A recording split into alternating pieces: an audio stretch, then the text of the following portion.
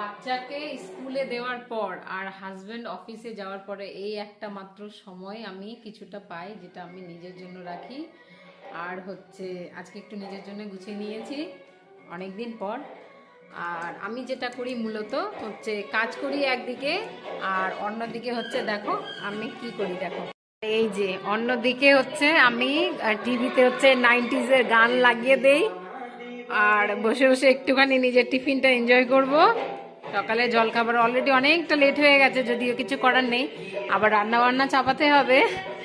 তো যাই হোক, আমি এদিকে গান চালাই আর এদিকে আমি কাজকর্ম করি। আমার মতো কে কে করো?